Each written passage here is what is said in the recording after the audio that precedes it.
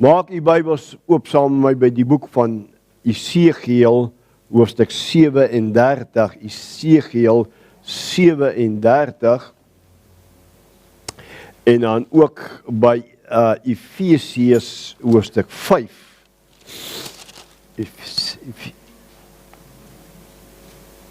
Halleluja, halleluja, halleluja, halleluja, amen en amen en amen. En ek gaan vir ons lees vanaf Esegiel 37 vanaf vers 1 gaan ek vir ons lees en mag die Here sy woord seën, want sy woord is geseënd en mag die woord vanoggend soos 'n tweesnydende swaard in jou gees in beweeg en skeiding bring tussen jou gees en siel, tussen murg en been en die oorlegginge van die hart, dat jy in hierdie dag sal uitstap en nooit weer dieselfde kan wees nie. Amen. Die hand van die Here was op my en hy het my uitgebring deur die gees van die Here en my neergesit in die laagte. En dit was vol bene. En hy het by my by hulle laat verbygaan na alle kante toe en kyk, daar het 'n groot menigte oor die laagte gelê en kyk, hulle was baie dor. Toe sê hy vir my, mensekind, kan hierdie bene lewendig word? En ek antwoord, Here, Here, U weet dit. En daarop sê hy vir my, profeteer oor hierdie bene en sê vir hulle, dorbene, hoor die woord van die Here. So spreek die Here, Here tot hierdie bene, kyk, ek bring gees in julle in, sodat julle lewendig kan word. En ek sal seënings op julle lê en vlees oor julle laat kom en 'n vel oor julle trek en gees in julle gee, sodat julle lewendig kan word en julle sal weet dat ek die Here is. Toe het ek geprofeteer soos my beveel was, en sodra ek geprofeteer het, was daar 'n geruis en kyk 'n beroering en die bene het nader gekom, elke been na sy been. En toe kyk ek en daar was seënings op hulle en daar het vlees opgekom en 'n vel is bo oor hulle getrek, maar daar was geen gees in hulle nie. En daarop sê hy vir my, profeteer tot die gees, profeteer mensekind en sê aan die gees, so spreek die Here, Here, kom aan uit die 4 windstreke, o gees, en blaas in hierdie dooies, dat hulle lewendig kan word. En ek het geprofeteer soos hy my beveel het. Toe het die gees in hulle gekom en hulle het lewendig geword en op hulle voete gaan staan, 'n groot leer. En toe sê hy vir my, mensekind, hierdie bene is die hele huis van Israel. Kyk, hulle sê, ons bene is verdor en ons verwagting is verlore. Dis klaar met ons. En daarom profeteer en sê aan hulle, so spreek die Here, Here, kyk, ek sal julle kragte oopmaak en julle uit julle kragte laat opkom, o my volk, en ek sal julle bring in die land van Israel. En julle sal weet dat ek die Here is, as ek julle kragte oopmaak en julle uit julle kragte laat opkom, o my volk. En ek sal my gees in julle gee, dat julle lewendig kan word, en ek sal julle vestig in julle land, en julle sal weet dat ek die Here dit gespreek en gedoen het, spreek die Here. Nou, kom ons hou oop daarso, en dan gaan ons dan na Efesiërs hoofstuk 5 toe, en ek lees vir ons dan ook in die Nuwe Testament hoofstuk hoofstuk 5 vers 14. Daarom sê hy, ontwaak jy wat slaap en staan op uit die dode en Christus sal oor jou skyn. Pas op dat julle nougeset wandel, nie as onwyse nie, maar as wyse. En koop die tyd uit, omdat die dae boos is. Daarom moet julle nie onverstandig wees nie, maar verstaan wat die wil van die Here is. Moenie dronk word van wyn nie, daarin is losbandigheid, maar word met die Gees vervul. Spreek onder mekaar met psalms en lofsange en geestelike liedere en sing en psalms sing in julle hart tot eer van die Here. Terwyl julle God die Vader altyd vir alles dank in die naam van ons Here Jesus Christus en aan mekaar onderdanig is in die vrees van God. Wanneer jy nou na hierdie twee gedeeltes kyk, jy kyk Nuwe Testament, jy kyk Ou Testament, sal jy sien die assosiasie is maar presies dieselfde. Ou Testament en Nuwe Testament, dit is my so wonderlik hoe die Here as daar Ou Testamentiese ding gebeur het, dan kom maak hy ook 'n voorbeeld vir ons in die Nuwe Testament, dat ons ook dit kan verstaan. En ek wil hierdie boodskap titel, Leon, Opstanding uit geestelike kragte, deel 1. Opstanding uit geestelike kragte, deel 1. En ek quoteer weer vir ons Efesiërs 5:14. Daarom sê hy, ontwaak jy wat slaap en staan op uit die dode en Christus sal oor jou skyn. In hierdie treffende skrifgedeeltes waar Israel en die gemeentes as volk hulle in geestelike kragte bevind, kom die geopenbaarde gedagte van die Here oor opstanding uit hierdie toestand en hervereniging na God treffend na vore. As jy lees Esegiel, as jy lees Efesiërs, dan sal jy sien God kom en hy maak bemoeienis met die volk, met die kerk, met die liggaam van ons Here Jesus Christus. En hier in vers 14 praat hy in Efesiërs, hy sê, kom God jy Paulus, en hy praat met die gemeente van Efesië. Mense bevind hulle in geestelike kragte, en in hierdie toestand, wat hulle in 'n geestelike krag bevind, is daar wanhoop in hulle. Hulle sê, dis verby met ons, daar's nie hoop nie, ons bene is verdor, ons toestand is te groot vir ons gaan dit nie maak nie, ons kan dit nie maak nie. En dan verloor jy jou verwagting, omdat jy jou in 'n geestelike graf bevind. Dank God vir sy ewige liefde kerk. Dank God vir sy ewige liefde. Dank God vir sy ontferming. Hy red, hy bevry nog steeds mense. Hy bevry gemeentes. Luister mooi. En ek wil vir jou vandag sê, en die Here sal my hart verstaan. Maar as u my bietjie beter leer ken en bietjie kenslie agterkom, wil ek vandag 'n stelling maak as hy doenemers bediening. Bevind ons nie dalk in 'n geestelike graf nie. Bevind ons nie self in 'n geestelike graf nie. Jy sien, want nou moet ons die vraag vra, want jy sien, wanneer ons in ontkenning lewe, wanneer ons in selfregverdiging onsself lewe, jy sien, dan sien ons nie die goedes raak nie. Ons gaan aan, Sondag na Sondag, week in, week uit, maand in, maand uit, jaar in en jaar uit.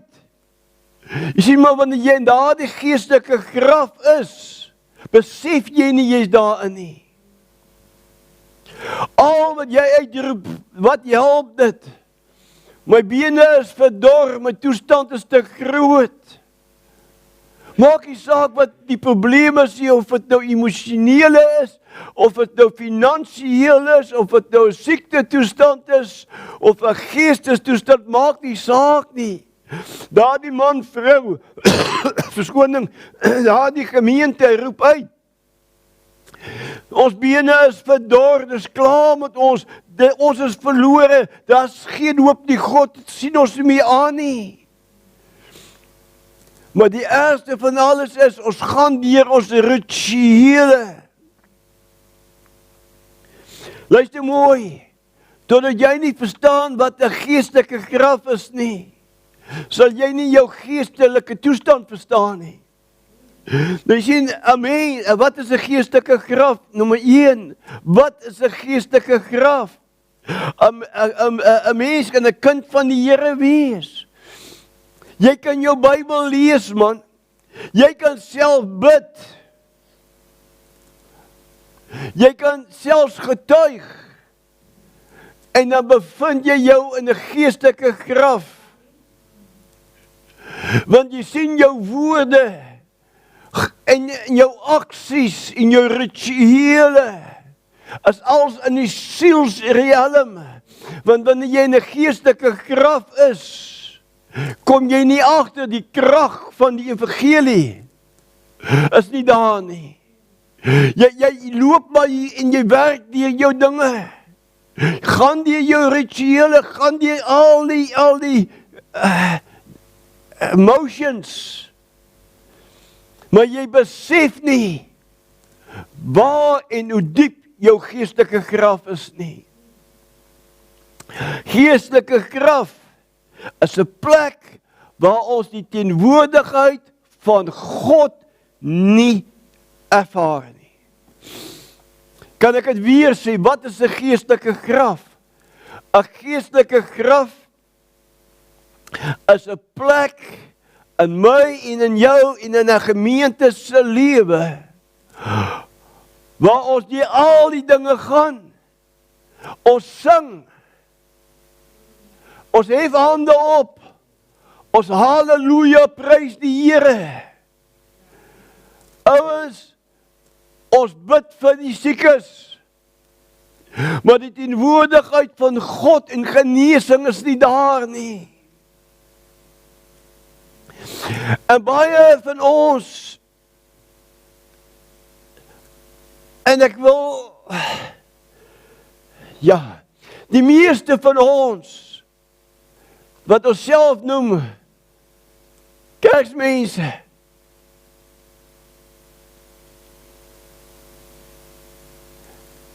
het 'n baie klein, en party weinige begrip van die teenwoordigheid van God in ons lewe en in die gemeente en in die onderlinge byeenkoms. Want alles werk net op die sielsvlak. As ek nie lekker voel nie, kom ek nie kerk toe nie. Jy daai voel. En dan kom die verskonings uit. Ek kan nie in hierdie toestand na die kerk toe gaan nie. Want ek sit met 'n probleem met my broer of my suster of met die pastoor of met die dominee of met wie ook al. Ek kan nie in so 'n toestand gaan nie. Maar jou graf het veroorsaak dat die son ondergaan oor jou toren.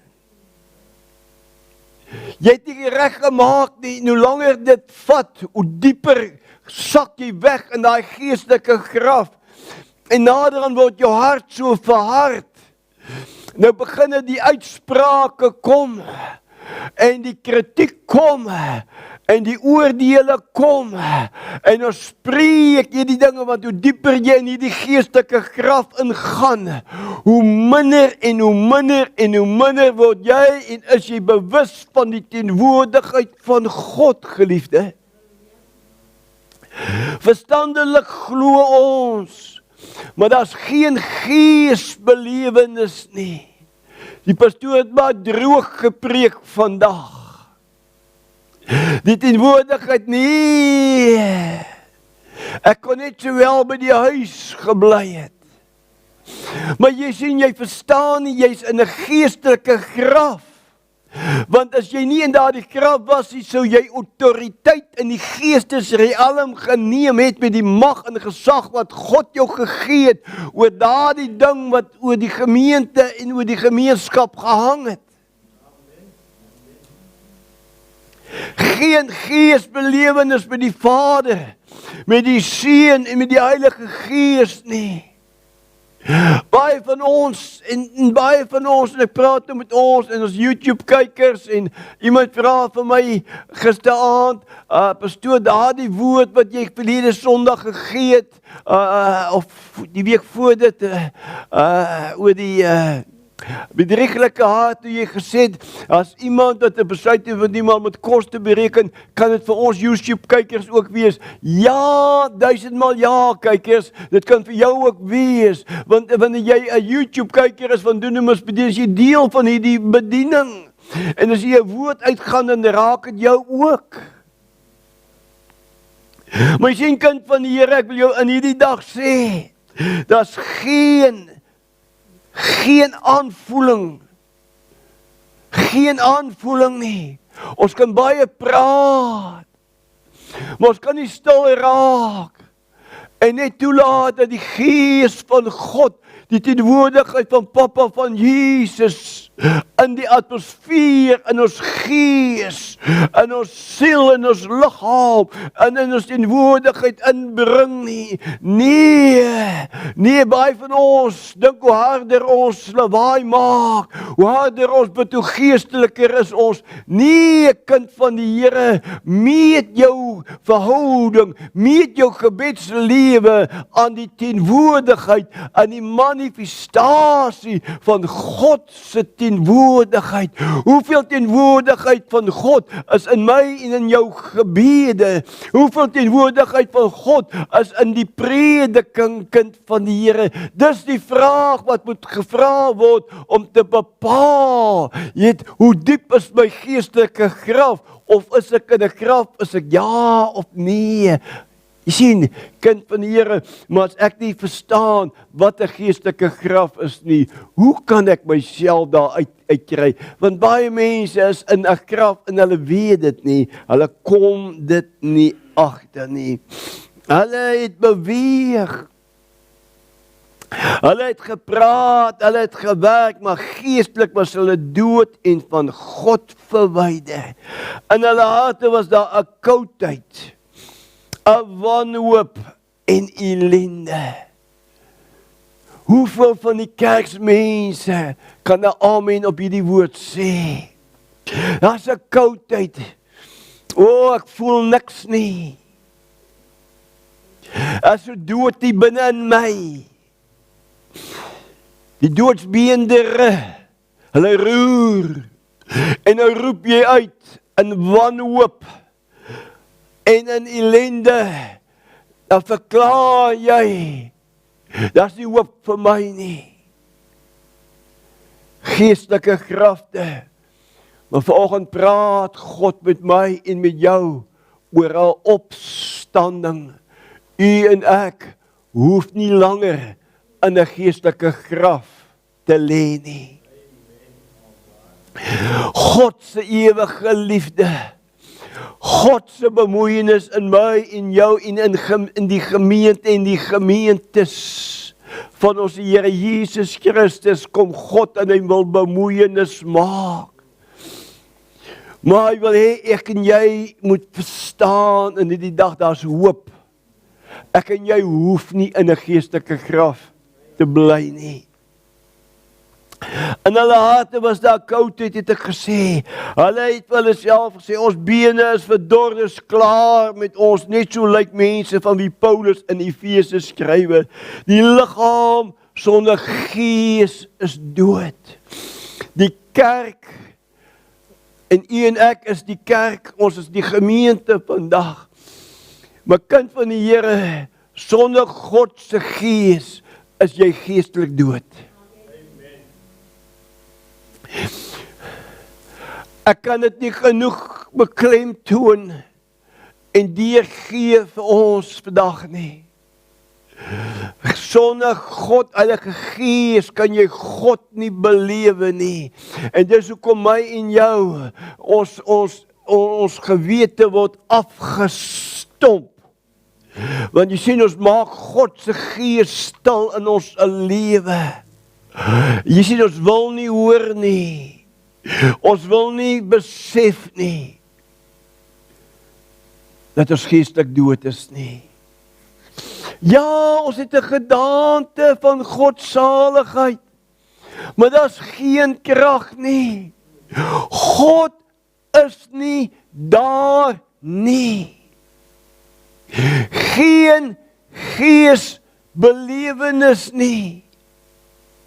Dis so 'n gemeente. Hulle gaan die al hulle rituele, die al hulle emotions, hulle doen alles reg, volgens hulle konstitusie, volgens hulle leerstelling, volgens hulle liturgie. Hulle doen alles reg. 10:00 of 9:00 open hulle met gebed, hulle sing saam, hulle neem offergawe op, hulle lees die apostoliese geloofsbelijdenis, hulle wat dit doen en die ander wat dit nie doen nie, dis nie 'n probleem nie. Maar hulle gaan die alles en dan kom die woord word gepreek, dan word daar nagmaal gehou en almal neem deel aan die nagmaal en almal, hulle is gelukkig as die dominee of die pastoor amen sê, want nou kan ons aangaan met ons lewe. Nooit nabetragting oor die woord wat gesaai is nie. Die woord wat veronderstel is om my en jou uit 'n geestelike krag uit te haal, uit te lig, kind van God. Wil ek jou in hierdie dag sê, ons bepeins dit nie. En dis 'n teken van 'n geestelike krag van 'n godsdienstige mens.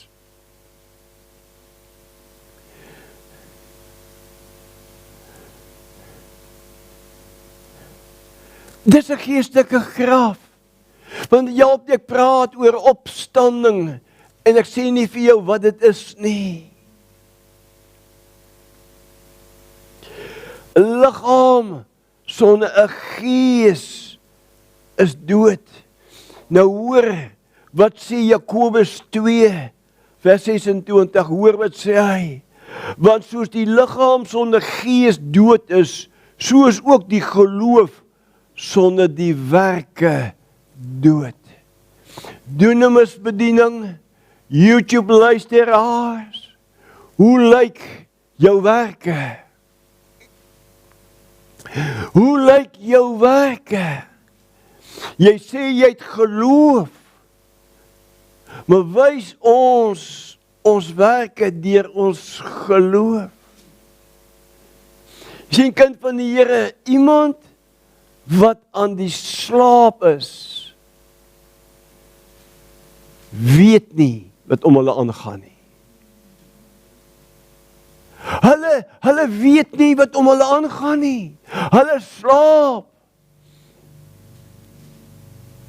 Weet jy hoeveel keer kyk jou man vir jou terwyl jy lê en slaap? Weet jy hoeveel keer kyk mamma en pappa vir jou terwyl jy lekker lê en slaap? En jy is nie bewus van hulle nie. Baie keer wil jy so net aan hulle vat om te hoor of hulle dan nog lewe. Hulle lê so rustig, hulle lê so stil.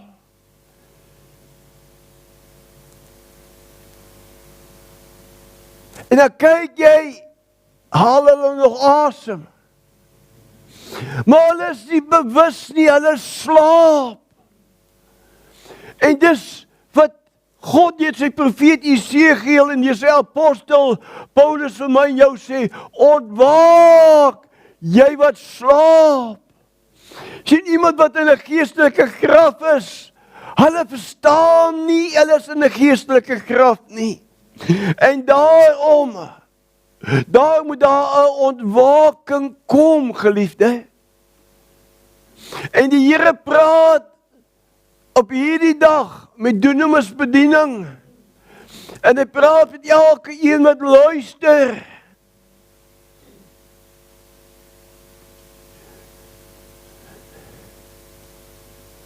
Ontwaak!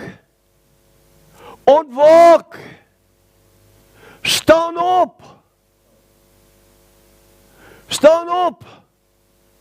Staan op uit die dood, sodat Christus oor jou kan skyn.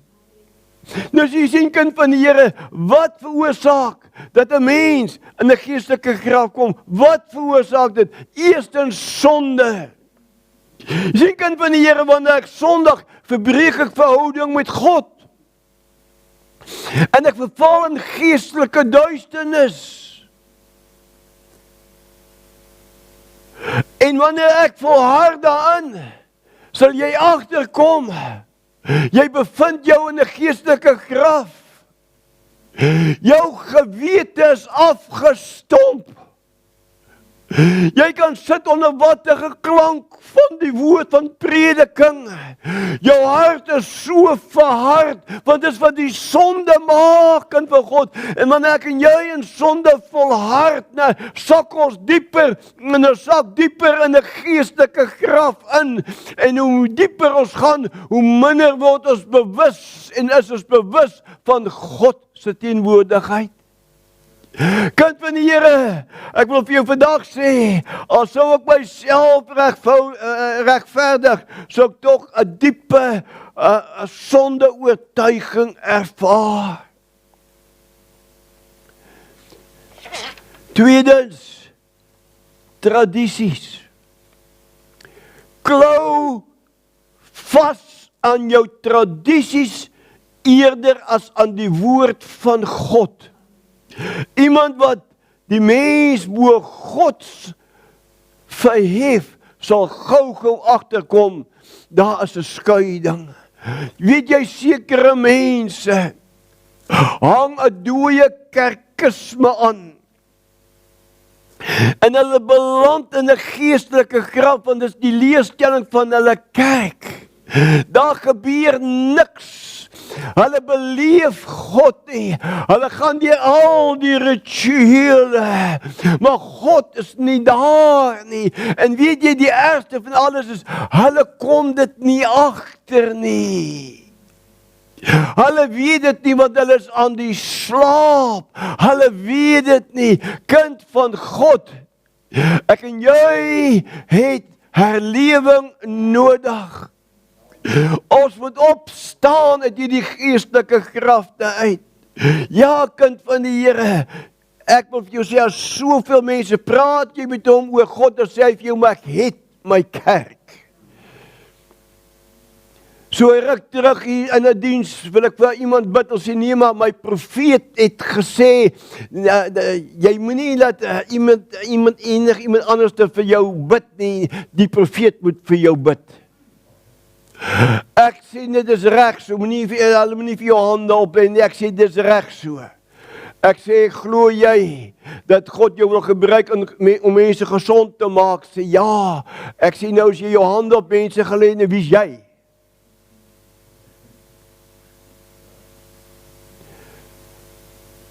En ek sê dit op die lig, en ek sê dit op die groep, want ek gaan hierdie boodskap ook plaas op die predikers fraternal groep.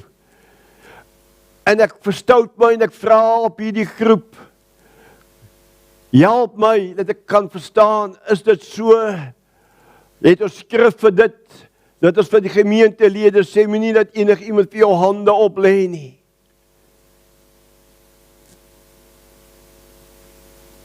En u kan my selfoon kom kyk. Dis seker 3 weke terug en tot vandag toe het ek nog nie 'n komment gekry nie. Paulus sê vir sy seun, geestelike seun Timoteus, moenie haastig die hande oplê nie, en dit verwys na, moenie mense haastig mense afsonder vir bediening nie. Dis wat daar staan.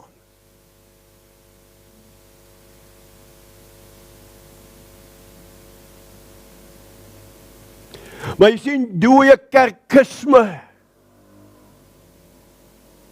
laat jou in 'n geestelike krag beland.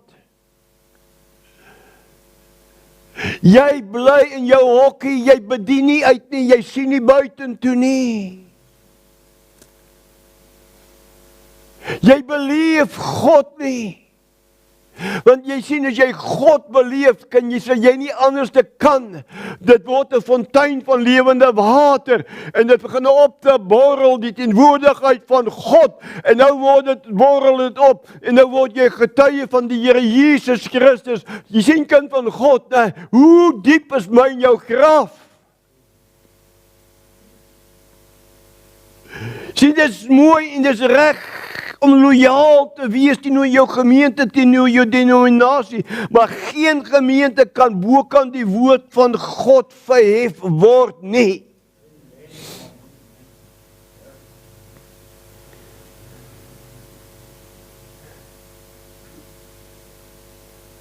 Die woord bly soewerein die hoogste gesag. Opinie 3 vers 3 gaan nie vir jou werk nie. Derdens, vrees. Die enigste regverdige vrees is die vrees wat ek en jy vir God moet hê. Die ander vrese bring almal skuiding. Die vrees vir God bring eenheid. Maar enige ander vrees bring skuiding. Kan ek dit weer sê? En dat ek wil afsluit hiermee. Die enigste ander vrees. Die enigste vrees wat ons moet hê is die vrees vir God. Dit bring eenheid met God. Want dit bring 'n heilige respek. Enige ander vrees bring skuiding. Tel probleem op met iemand. Vrees kom. Wat maak dit? Hallo? Skuiding. Hè? Praat nonsens van iemand en jy hoor. Hulle weet dit nou wat gebeur. Skuiding. En al wat dit maak, dit vat jou in 'n geestelike graf in. En hoe langer jy vat om dit te hanteer, daarmee te deel. Jy sien, kind van die Here, hoor vandag die woord van die Here. Die disippels vra vir Jesus, hoeveel keer moet ek my broeder vergewe? Hy sê 70 maal 7 op 'n dag. Nou, as jou broer na jou toe kom, maar hy moet bely. So belydenis is nie sommer net 'n cheap ding nie.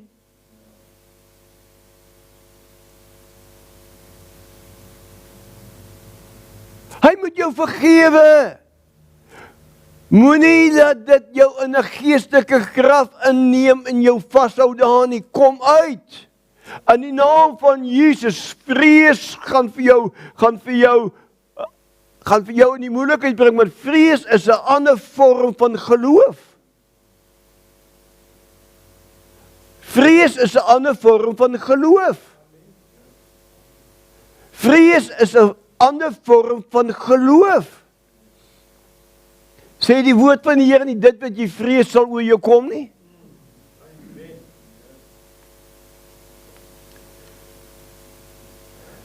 Kan ek kom sluit af?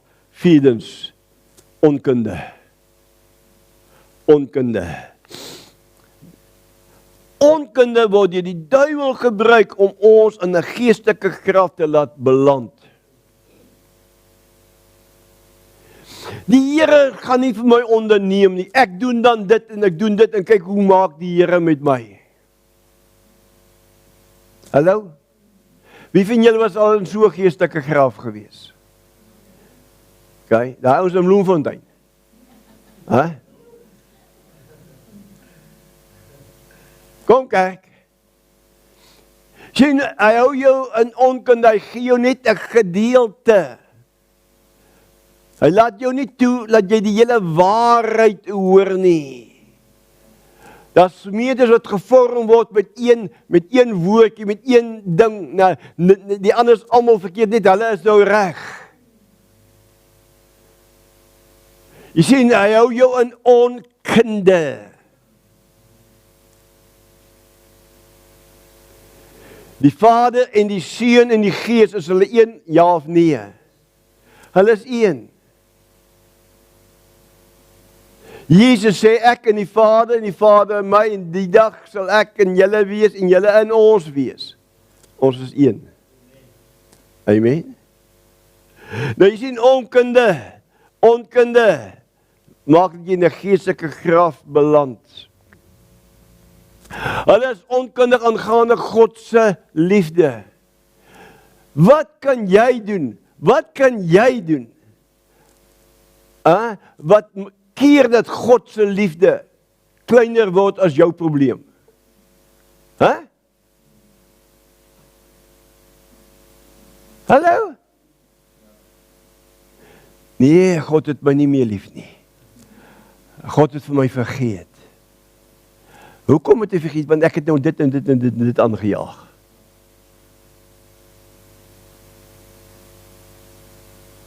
Nou jou aanjaag, is dit groter as die kruis. Ons volhard nie met die sonde nie, ons het dit gedoen, ons doen dit nie meer nie. Maar hy hou jou in onkunde, en hy hou jou vast in onkunde, so die waarheid nie jou kan vrymaak nie. Geloof, daar is 'n tydperk. Kinders van die Here is partykeer so haastig. Hulle saai vandag, wil gister die oes sê. Hè? Is nie julle nie, nee. Nee, die pastoor. Hè? Kom kind van die Here, en al wat hy maak, hy hou jou in onkunde. En dan roep jy uit, dorbene. Dit gaan my nie help nie, dat is nie hoop nie. Hey, ek wil jou vandag sê, God se woord is ja en amen. Alles sal verbygaan, God se woord nooit nie. As God het gesê het, gaan God dit doen. Kind van die Here is dat vir my en jou 'n voorwaarde, anders doen dit.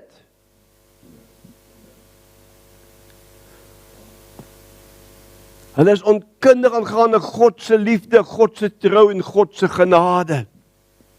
Hulle voorregte en hulle status in Christus, hulle is onkundig. Hè? Vir my die mooiste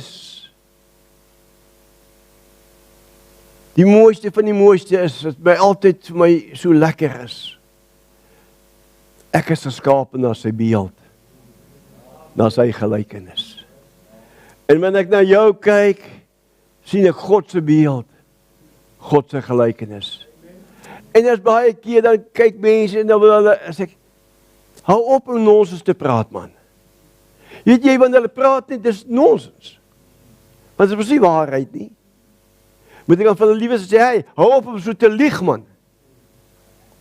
Jy sê, moet nou sag wees. Sê, hou op nonsens te praat. Amen. So hierdie onkunde word deur die duiwel gebruik om mense te bind en te vervreem van die volheid van God se seën en God se genade.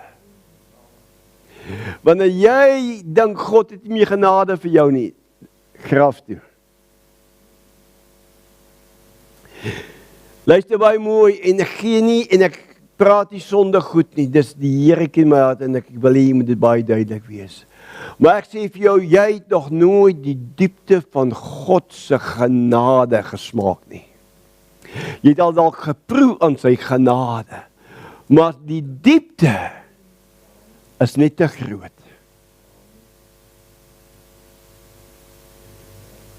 Is net te diep. Mag die Here hierdie woord, ons gaan volgende week die B-gedeelte vat. Want Leon het al 2 keer my hande opgesteek, hy sê hy hands op.